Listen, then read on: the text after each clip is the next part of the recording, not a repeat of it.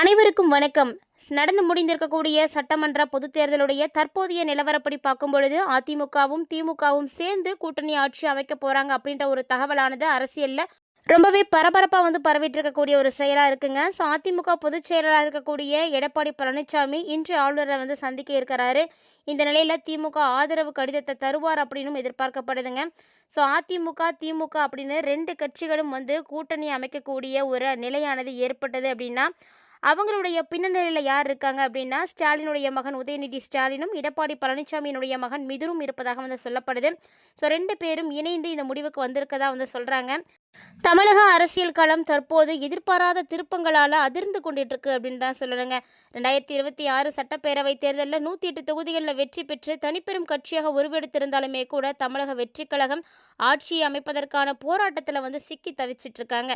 ஒருபுறம் பெரும்பான்மைக்கு எண்ணிக்கை எட்டுவதற்காக கூட்டணி ஆதரவை திரட்டிட்டு இருக்கக்கூடிய விஜய் தீவிரமாக களமிறங்கி இருக்காரு. அதே நிலையில் இன்னொரு பக்கம் பார்த்தீங்கன்னா அதிமுகவும் திமுகவும் சேர்ந்து புதிய கூட்டணி ஆட்சியை உருவாக்க முயற்சி செய்துட்டு இருக்காங்க. ஸோ இந்த மாதிரியான தகவல்கள் எல்லாமே அரசியலை பொறுத்த வரைக்கும் மிகப்பெரிய பரபரப்பை உச்சத்துக்கே கொண்டு போயிடுச்சுன்னு தான் சொல்லணும். ஆட்சி அமைக்க 118 எம்எல்ஏக்கள் ஆதரவு அவசியம் அப்படின்ற சூழ்நிலையில் தாவேக தற்போது 108 இடங்களோட ரொம்ப அருகில் நின்னாலுமே கூட முழுமையான பெரும்பான்மையை காட்ட முடியலங்க. ஸோ இதனாலேயே அவங்க திணறிட்டு இருக்காங்கன்னு தான் சொல்லணும். என்னதான் காங்கிரஸ் கட்சி 5 எம்எல்ஏக்களோட ஆதரவு கொடுத்தாலுமே கூட இன்னும் ஒரு சில உறுப்பினர்களுடைய ஆதரவு அவருக்கு தேவைப்படுது.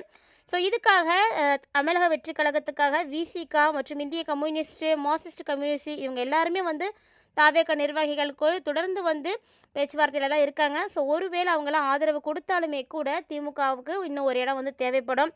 ஸோ ஆனால் திமுக கூட்டணியில் இருக்கக்கூடிய இந்த கட்சிகள் இதுவரைக்கும் வெளிப்படையான முடிவை கொடுக்கவே இல்லை. இருந்தாலும் இதற்கிடையில் தமிழக அரசியலில் அதிர்ச்சிக்குள்ளாகக்கூடிய வகையில் திமுக வெளியிலிருந்து ஆதரவு அளித்து அதிமுக ஆட்சி அமைக்கலாம் அப்படின்ற ஒரு தகவலானது வெளிவந்திருக்கு. இந்த தகவல் தாங்க தற்போது தமிழக அரசியலில் மையப்புள்ளியாக இருந்துகிட்ருக்கு. திமுக இதை அதிகாரப்பூர்வமாக மறுத்திருந்தாலுமே கூட அதிமுக தரப்புலேருந்து இன்னும் எந்த விஷயமும் சொல்லலை. அதாவது அவங்க ஒரு தெளிவான மறுப்பு இன்னும் கொடுக்கல. அப்படிங்கும் பொழுது எல்லாருக்குமே ஒரு சந்தேகத்தை கிளப்பியிருக்குன்னு தான் சொல்லணும். இது எல்லாமே ஏன் நடக்குது அப்படின்னு பார்த்தீங்கன்னா எம்ஜிஆர் மாதிரி விஜயும் மக்கள் மனசில் ஆழமாக பதிஞ்சிட்டார் அப்படின்னா அதுக்கப்புறமா அவரை அரசியல் ரீதியாக எதிர்கொள்கிறது அப்படிங்கிறது ரொம்ப கஷ்டமான ஒரு விஷயம். ஸோ இந்த ஒரு கவலை திமுகவுக்கு கண்டிப்பாக இருக்குன்னு தான் சொல்லணும். திமுக ஆட்சியில் இருக்கக்கூடிய நிலையில் ஸ்டாலின் அவர்களுக்கு இருக்கோ இல்லையோ பின்னாடி இருக்கக்கூடிய இளம் தலைமுறையினருக்கு அதிகமாகவே இருக்குது அப்படின்னு தான் சொல்லணும். ஸோ அரசியல் வட்டாரங்களில் இந்த ஒரு விஷயமும் பேசப்பட்டுட்டு தான் இருக்குது. இதனால தான் விஜயை எந்த விதத்துலையுமே ஆட்சி அமைக்க விடாமல் தடுத்துட்ருக்காங்க அப்படின்னே சொல்லணும். ஸோ இந்த டைமில் அதிமுக பொதுச் செயலாளர் இருக்கக்கூடிய எடப்பாடி பழனிசாமி இன்றைக்கி ஆளுநரை போய் சந்தித்து ஆட்சி அமைக்கிறதுக்காக உரிமை கேட்குற மாதிரி ஒரு தகவல் வந்திருக்கு. ஸோ புதுச்சேரியில் தங்க வச்சுருக்காங்க இல்லையா அதிமுகவுடைய எம்எல்ஏக்கள், அவங்க பழனிசாமிக்கு ஆலோசனை நடத்தியதாகவும் திமுக ஆதரவு குறித்து அப்போது விவாதிக்கப்பட்டதாகவும் தகவல்கள் வெளிவந்திருக்கு. அதாவது காங்கிரஸ் கட்சி விஜய்க்கு ஆதரவு அளிச்சிருக்கிறது அப்படிங்கிறது பாஜக தலைமையில் எச்சரிக்கை செய்துள்ளதாக சொல்லப்படுது. விஜயனுடைய வளர்ச்சி நல்லா இருந்துருச்சு அப்படின்னா அந்த வளர்ச்சியின் மூலமாக தமிழகத்தில் காங்கிரஸ் மீண்டும் வலுப்பெற்றுடும் அப்படின்ற ஒரு அச்சம் பாஜகவுக்கு இருக்குங்க. ஸோ இதனால தான் ஆளுநர் உடனடியாக விஜயை ஆட்சி அமைக்க அழைக்காமல் இன்னுமே இழுத்துட்ருக்காரு. ஸோ முழுமையான பெரும்பான்மையை நிரூபித்து காட்டுங்க அப்படின்னு வலியுறுத்திட்டு இருக்காரு. இதுவும் பார்த்தீங்கன்னா அரசியல் ரீதியாக நிறைய கேள்விகளையும் சந்தேகங்களையும் எழுப்பியிருக்குன்னு தான் சொல்லணும். இதுக்கிடையில் பார்த்தீங்கன்னா திமுக ஆதரவோட அதிமுக ஆட்சி அமைந்தது அப்படின்னா அதிமுகவில் பெரிய அளவிலான பிளவு ஏற்படுறதுக்கு வாய்ப்பு இருக்குது.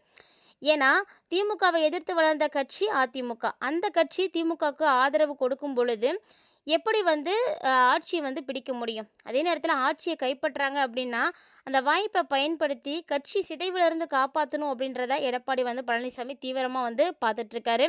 ஸோ இந்த நிலையில் தனிப்பெரும் கட்சியாக அவர் வெற்றி பெற்றிருந்தாலுமே கூட தமிழக வெற்றி கழகமும் அமைதியாக இல்லைங்க. ஸோ அவங்களும் தனக்கான முயற்சிகளை செய்துட்டு தான் இருக்கிறாங்க. எப்படியாவது பெரும்பான்மையை நிரூபித்து ஆட்சியில் அமரணும் அப்படின்றது தாவேகாவினுடைய குறிக்கோளாக இருந்துகிட்ருக்குங்க. ஸோ அதுக்காக அவங்களும் நிறைய முயற்சிகளை எடுத்துகிட்டு இருக்காங்க. இது எல்லாமே பார்க்கறதுக்கு தமிழக அரசியல்லையே வரலாற்றிலேயே யாருமே எதிர்பார்க்காத வகையில் இப்போ நடக்க போகுதுன்னு தான் சொல்லணும். ஏன்னா திமுக அதிமுக இணைப்பு அப்படிங்கிறது சாத்தியமா அப்படின்ற ஒரு கேள்வி இருக்குது. அப்படியே ஒருவேளை அவங்க ரெண்டு பேரும் சேர்ந்து இருந்தாங்கன்னா விஜய்க்கு ஆதரவு யார் கொடுப்பாங்க? ஒருவேளை கடைசி நேரத்தில் விஜய் தேவையான ஆதரவை திரட்டி முதலமைச்சராக வந்து பதவி ஏற்றுவாரா, இல்லை இவங்களுக்காக விட்டு கொடுக்க போறாரா அப்படின்ற கேள்வி எல்லாமே வந்து நடந்துட்டுருக்குங்க. ஸோ இது எல்லா கேள்விகளுக்குமே பதில் பார்த்தீங்கன்னா இன்னும் ஒரு சில மணி நேரங்களில் வந்து கிடைச்சிடும். ஏன்னா தமிழக அரசியல் களம் இந்த ஒவ்வொரு மணி நேரத்தையுமே ஒரு புதிய திருப்பத்தை தான் எதிர்பார்த்து காத்துட்ருக்குன்னு சொல்லணும். ஸோ இது மாதிரியான ஒரு தேர்தல் பரபரப்பை இதுவரைக்கும் தமிழகம் கண்டதில்லை அப்படிங்கிறதும் முக்கியமான ஒரு விஷயந்தாங்க. ஏன்னா திமுக அதிமுக கூட்டு அப்படின்றது ஒரு காலத்திலும் நடக்கிறதுக்கு வாய்ப்பே கிடையாது. நீ 2.5 வருஷம் நான் 2.5 வருஷம்னு முதலமைச்சர் பதவியை வந்து பகிர்ந்துக்கிட்டா 2 பேரும் இருக்க முடியும். முதலமைச்சர் பதவியும் அமைச்சரவையும் எப்படி அமைக்க முடியும்? இங்கிருந்து பாதி பேர் அங்கிருந்த பாதி பேருன்னு நிரப்புறதா? திமுக காரர்களும் அதிமுக காரர்களும் ஒரே அமைச்சரவையை எப்படி ஷேர் பண்ணிக்கிட்டு ஒன்றும் மொன்னமா இருக்க முடியும்? இந்த மாதிரியான நிறைய கேள்விகள் பார்த்திங்கன்னா அரசியல் வட்டாரத்தில் எழுந்திருக்குனே சொல்லலாம்.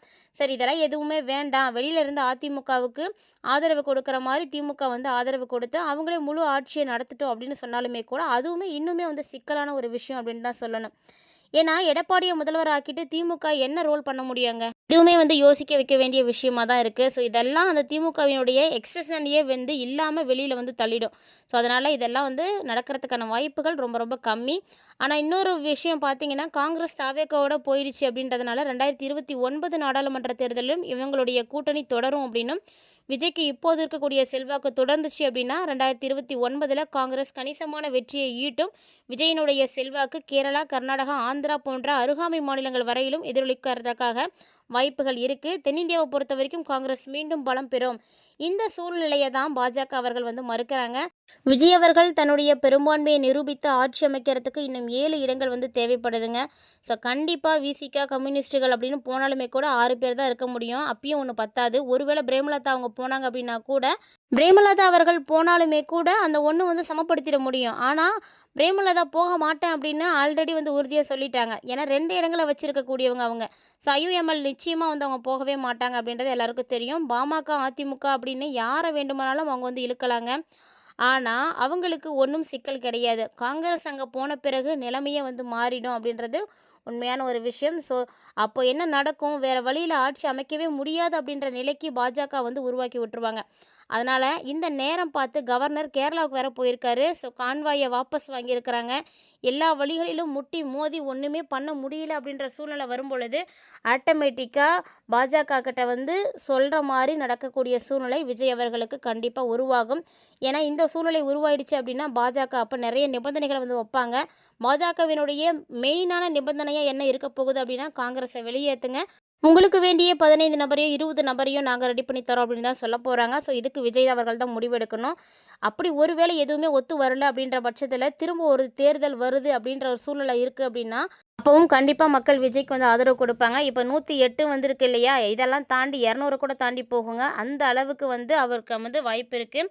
தாவேக்காவை அமுக்க நினச்சோம் அப்படின்னா, எந்த அளவுக்கு அமுக்க நினைக்கிறோமோ அந்த அளவுக்கு அது சுனாமி மாதிரி வந்து வேகம் எடுக்கும் அப்படின்னு சொல்லப்படுது. என்னதான் நடக்க போகுது அப்படின்றதையும் நம்ம பொறுத்திருந்து பார்க்கலாம்.